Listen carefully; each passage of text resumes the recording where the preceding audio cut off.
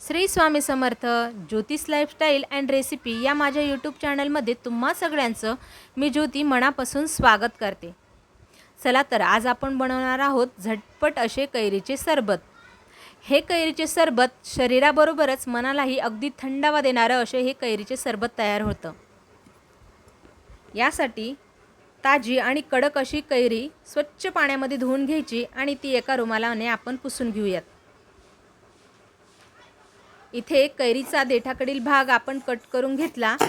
आता आपण कैरीची वरची साल काढून घेऊयात. कैरीची वरची साल आपण काढून घेत आहे कारण या सालीमुळे आपल्या सरबताची चव ही कडवट येऊ शकते, म्हणून कैरीची वरची साल आपण काढून घेतली. आता कैरीचे आपण बारीक काप करून घेऊयात. इथे या सरबताला कैरीमुळे इतकी छान आंबट गोड आणि चटपटीत अशी चव येते की लहानांपासून मोठ्यांना हे सरबत नक्कीच आवडणार. आता आपण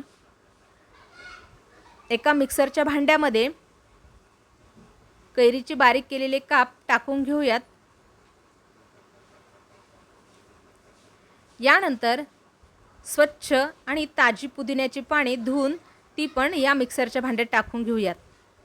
इथे मी या सरबतामध्ये साखरेऐवजी खडीसाखर वापरणार आहेत, कारण की आपण जेव्हा उन्हामधून थकून घरी येतो तेव्हा शरीराला या खडीसाखरेने लगेचच ऊर्जा मिळते.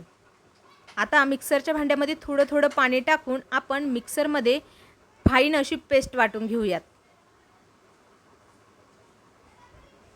A few moments later. इथे छान फाईन अशी पेस्ट वाटून झाली आहे.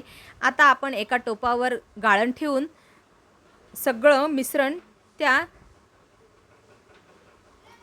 गाळून घेऊयात.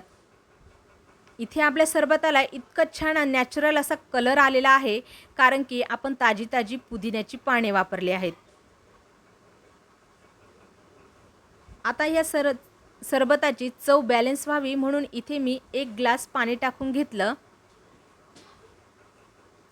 आता चव वाढवण्यासाठी इथे मी सेंधव मीठ टाकलं आणि भाजलेल्या जिऱ्याची पावडर टाकायला अजिबात विसरायचं नाही, कारण की या भाजलेल्या जिऱ्याच्या पावडरमुळे आपल्या सरबताला वेगळीच अशी चटपटीत चव येणार आहे. इथे हे सरबत अजून थंडगार होण्यासाठी इथे मी बर्फाचे काही क्यूब टाकून घेतले आणि आता आपण हे सरबत ग्लासमध्ये सर्व करूयात. इथे आपलं थंडगार चटपटीत असं कैरीचं सरबत बनून तयार आहे. तुम्हाला ही कैरीच्या सरबतची रेसिपी आवडली असल्यास लाईक, शेअर आणि सबस्क्राईब करायला मात्र विसरू नका. श्री स्वामी समर्थ.